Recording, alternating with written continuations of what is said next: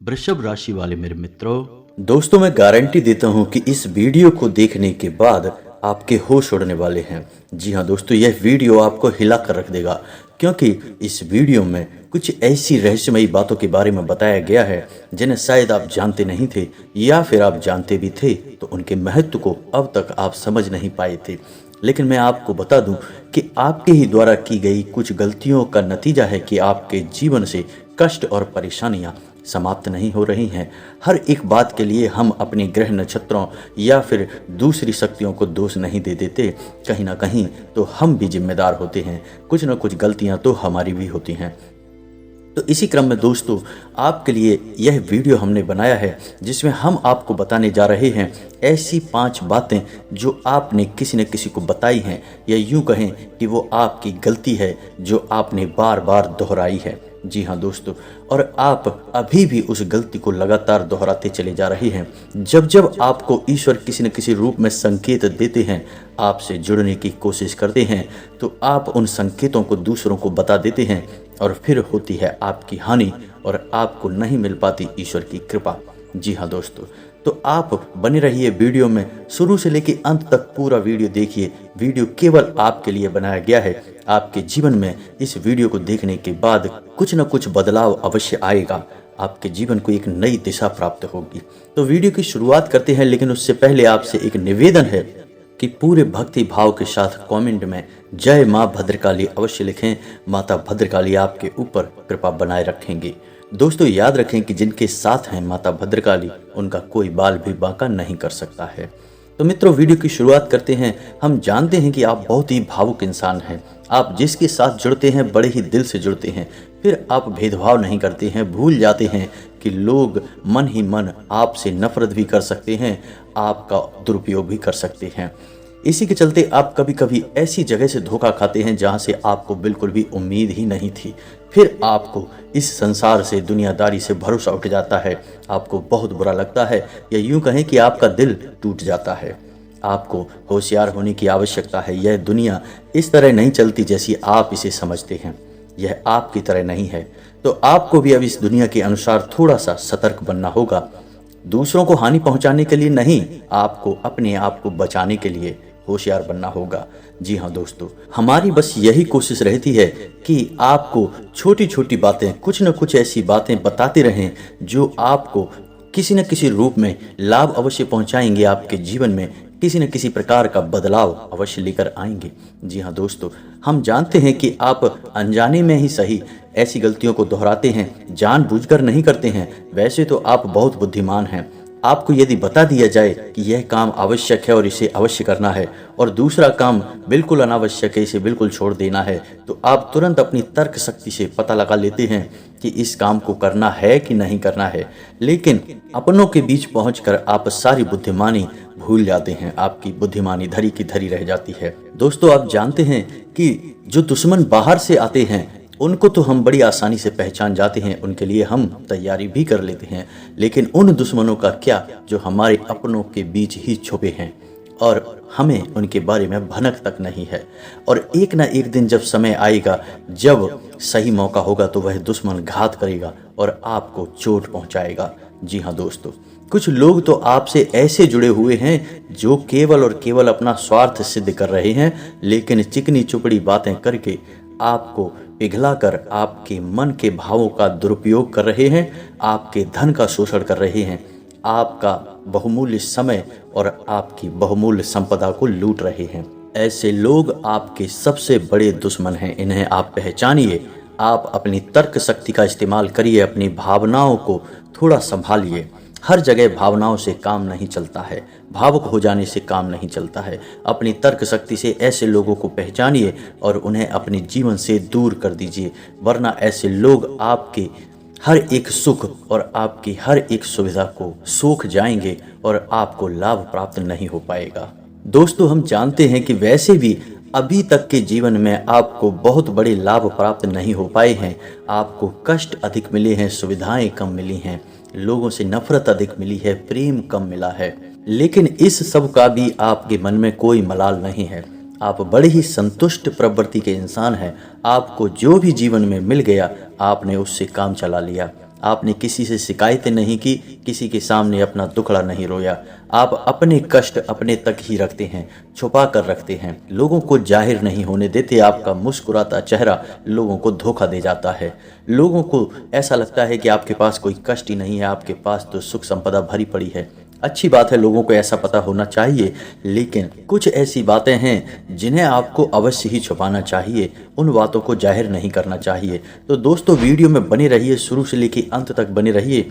आखिरी की 2 बातें ऐसी हैं जो आपको जानना बेहद आवश्यक है और हम गारंटी देते हैं कि आपको अब तक उन बातों के बारे में भनक तक नहीं है और आप लगातार उन बातों को दूसरों से बताते चले आ रहे हैं और उन बातों का पूरा लाभ आपको प्राप्त नहीं हो पा रहा है। हम आप लोगों की ही बात कर रहे हैं। जी हाँ दोस्तों, जिनकी कभी कदर नहीं हुई है, जिनकी भावनाओं की आज तक कदर नहीं हो पाई है। आपने हमेशा लोगों में प्यार लुटाया है, सबको खुश रखने की कोशिश की है, लेकिन बदले में आपको केवल और केवल निराशा ही प्राप्त हुई है। तो अब आपको सतर्क होना है, होशियार होना है। तो दोस्तों आपको बताते हैं कि कौन सी वे बातें हैं जो आपको नहीं बतानी है। सबसे पहली बात कि आप अपने सपने किसी को भी कभी ना बताएं। जी हाँ दोस्तों, ईश्वर सपने के माध्यम से आपको संकेत देते हैं। जी हाँ दोस्तों, कभी कभी तो ऐसा भी देखा गया है कि सपने के माध्यम से आपको भविष्य भी दिखा दिया जाता है। जी हाँ दोस्तों, इस बात के कई प्रमाण हैं कि ईश्वर ने कई लोगों को सपने के माध्यम से उनके भविष्य के दर्शन कराए हैं, जिससे उनके जीवन में बहुत बड़े बदलाव आए हैं। तो आपके जीवन में भी कभी कभी कोई ना कोई ऐसे सपने आते हैं जो आपको सोचने पर मजबूर कर देते हैं। फिर आप सुबह जागकर उन सपनों के बारे में बात करना शुरू कर देते हैं, अपने नज़दीकियों को बताते हैं कि मुझे ऐसा सपना आया, वैसा सपना आया। लेकिन आपको ऐसा करना नहीं है। आप अपने मन में विचार करिए, किसी बुद्धिमान इंसान के द्वारा बताई गई बातों के अनुसार पता लगाने की कोशिश कीजिए कि इस सपने का क्या मतलब है। लेकिन यह केवल और केवल आप तक ही होना चाहिए, इसे आपको किसी को बताना नहीं है। अब दोस्तों हम कैसे पता लगाएं कि कौन सा सपना ईश्वर के द्वारा दिया गया संकेत है। तो दोस्तों इसका बड़ा ही सरल उपाय है कि जब हम सोकर जागते हैं तो रात्रि में आने वाले सपने अक्सर हमें भूल जाते हैं, याद नहीं रहते हैं। लेकिन जिस सपने के माध्यम से ईश्वर हमें संकेत देना चाहते हैं वह सपना हमें पूरा का पूरा याद रहता है। वह ऐसे याद रहता है जैसे कि वास्तविक घटना हो, और समझ लीजिए कि वही सपना हमारा संकेत है जो ईश्वर हमें देना चाहते हैं, कुछ ना कुछ बताने की कोशिश कर रहे हैं। जी हाँ दोस्तों, तो अब आपको कमेंट करके बताना है कि आपके अंदर यह आदत है कि नहीं। आप अपने सपनों को अपने नज़दीकियों के साथ में बताते हैं, चर्चा करते हैं कि नहीं करते हैं। तो दोस्तों इसी क्रम में दूसरी बात जो आप दूसरों को हमेशा बता देते हैं वह होता है उपाय। जी हाँ दोस्तों, आपके जीवन में कई कष्ट चल रहे हैं, कई परेशानियां चल रही हैं और आप उन कष्ट और परेशानियों से मुक्ति प्राप्त करने के लिए तरह तरह के उपाय करते रहते हैं। उपाय करना बेहद आवश्यक है, क्योंकि उपाय के माध्यम से हम अपने आसपास की ऊर्जाओं को बदलने की कोशिश करते हैं, यानी कि हमारे आसपास की नकारात्मक ऊर्जाओं को हटाने की कोशिश करते हैं, जिससे सकारात्मक ऊर्जा, पॉजिटिव एनर्जी हमारे पास आ जाए और हमारा जीवन बदल जाए। लेकिन इसमें सबसे बड़ी भूल यह होती है कि आप उस उपाय के बारे में बता देते हैं, जो कि बहुत बड़ी भूल है। दोस्तों आप जिस उपाय को भी कर रहे हैं उसे जितना हो सके उतना गुप्त रखें। अपने पुत्र, अपने भाई, अपनी पत्नी तक को उस उपाय के बारे में कभी ना बताएं, तो वह उपाय निश्चित ही फलित होगा। जी हाँ दोस्तों, आपने वह सुना ही होगा कि जोग जुगत और मंत्र उपाऊ फले तबई जब करे दुराऊ, यानी कि आप जितना ज़्यादा छुपाएंगे उतना ही ज़्यादा उसका परिणाम प्राप्त होगा। इसी क्रम में दोस्तों तीसरा है कि वह मंत्र या वह पूजा जो आप कर रहे हैं वह आप दूसरों को बता देते हैं। वैसे तो साधारण तौर पर हम सभी पूजा पाठ करते ही हैं, आप भी करते होंगे, लेकिन कभी कभी आप कुछ विशेष पूजा पाठ करने लगते हैं जो आपको किसी ने बताई है आपकी परेशानियों को दूर करने के लिए। आप उस पूजा के बारे में, उस मंत्र के बारे में दूसरों को कभी नहीं बताएंगे।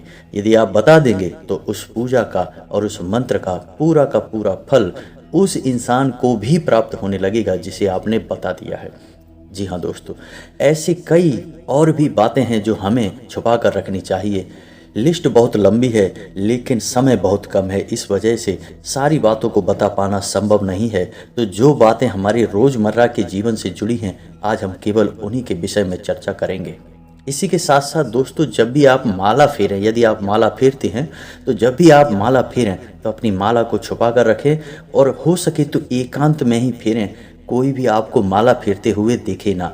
जब भी आपको कोई माला फेरते हुए देखेगा तो आपको जो माला फेरने का फल प्राप्त होगा, उसका आधा फल उस इंसान को भी अपने आप प्राप्त हो जाएगा। यह विधि का विधान है दोस्तों, इसे कोई बदल नहीं सकता है। इसी क्रम में दोस्तों, चौथा है आप अपनी आमदनी, अपनी प्रॉफिट के बारे में लोगों को बता देते हैं। जी हाँ दोस्तों, वैसे तो आप छुपा कर ही रखते हैं, लेकिन कभी कभी आप जोश में आकर, जब चर्चाएं गर्म हो जाती हैं, लोग बातें करने लगते हैं, माहौल बन जाता है, तो आप जोश में आकर अपने पैसे के बारे में लोगों को बता देते हैं। यदि आपको फ़ायदा हो रहा है तो कभी जाहिर मत करिए किसी के सामने कि आपको फ़ायदा हो रहा है। इसका दुष्परिणाम यह है कि जब भी आप यह कहते हैं कि मुझे इतना फ़ायदा हो रहा है, या केवल आप इतना ही कह दें कि मेरे पास बहुत पैसा है या मुझे बहुत आमदनी हो रही है, पैसे की कोई दिक्कत नहीं है, तो ऐसा कहते ही हमारी लक्ष्मी का बंधन हो जाता है। जी हाँ दोस्तों, आध्यात्म में हम अपनी लक्ष्मी का बंधन स्वयं ही कर देते हैं। जाने अनजाने यह गलती हम कर देते हैं। वैसे तो लक्ष्मी का बंधन दूसरों के द्वारा ही किया जाता है, लेकिन जब कभी आप ऐसे शब्दों का प्रयोग करते हैं तो आप स्वयं ही लक्ष्मी का बंधन कर देते हैं।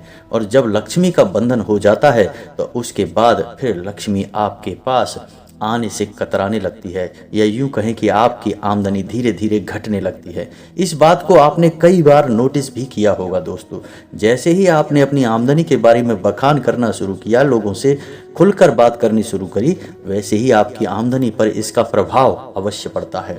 ऐसा इसलिए भी हो जाता है क्योंकि जो आपकी आमदनी सुन रहा है, हो सकता है उसकी आमदनी आपसे कम हो सकता है वह आपसे जलता हो, आपसे बुरी स्थिति में रह रहा हो, तो उसके मन से जो भाव निकलेंगे उनका भी तो कुछ ना कुछ प्रभाव आपके ऊपर पड़ेगा।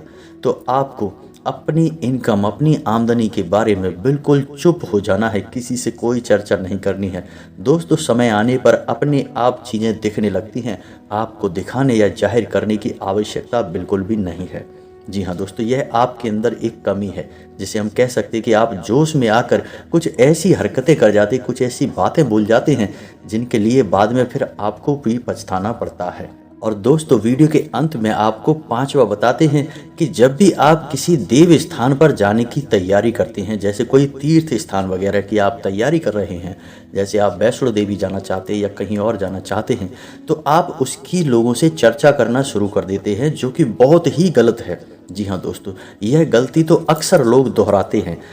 मैंने देखा है कि लोग अक्सर दिव्य स्थानों पर, देव स्थानों पर जाते हैं और पहले ही उसका बखान करना शुरू कर देते हैं। जितना हो सके उतना गुप्त रखें कि आप कहाँ जा रहे हैं, किस स्थान पर जा रहे हैं। जब आप लौट कर आएंगे तो अपने आप लोगों को पता लग जाएगा, लेकिन जब आप जा रहे हैं उस समय आप बिल्कुल भी चर्चा ना करें। इसीलिए तो दिव्य स्थानों पर मौजूद ऊर्जाओं का प्रभाव आपके ऊपर नहीं पड़ता है। आप देखते होंगे कि लोग तमाम तीर्थ स्थानों पर घूम रहे हैं, तमाम देव स्थानों के दर्शन कर रहे हैं, तब भी पीड़ित हैं, तब भी परेशान हैं, उन्हें कोई लाभ प्राप्त नहीं हो रहे हैं। तो इसका मतलब यह तो नहीं कि देव स्थानों पर दैवी शक्तियाँ नहीं हैं, उनके असर नहीं होते, प्रभाव नहीं होते।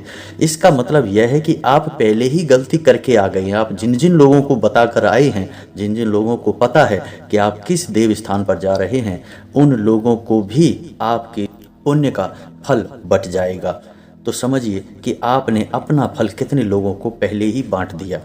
तो आपको यह गलती बिल्कुल भी नहीं करनी है। जी हाँ दोस्तों, और भी कई छोटी छोटी बातें हैं जो आपको किसी को बतानी नहीं है, जैसे कि आप किस समय पूजा पाठ करते हैं, आप किस देवी या देवता की पूजा करते हैं, आप किस दिन व्रत रहते हैं, वगैरह वगैरह। अपने आप लोगों को यदि पता चल जाता है तो कोई समस्या नहीं है, लेकिन अपनी तरफ से आपको ऐसी बातें नहीं बतानी हैं। तो दोस्तों, अब आपको कमेंट करके बताना है कि आप इनमें से कौन सी गलतियां लगातार दोहराते चले आ रहे हैं। उम्मीद है कि वीडियो में दी गई जानकारी आपके लिए फ़ायदेमंद रही होगी, आपके जीवन में कुछ न कुछ बदलाव अवश्य लेकर आएगी। यदि जानकारी आपको पसंद आई है तो एक प्यारा सा लाइक अवश्य करें और कमेंट में जय माँ भद्रकाली पूरे भक्तिभाव के साथ अवश्य लिखें। माता की आपके ऊपर कृपा बनी रहेगी। और हाँ, यदि चैनल पर पहली बार आए हैं तो सब्सक्राइब करना बिल्कुल भी ना भूलें। मिलते हैं अगले ज्ञानवर्धक वीडियो में, तब तक के लिए धन्यवाद। जय माता की।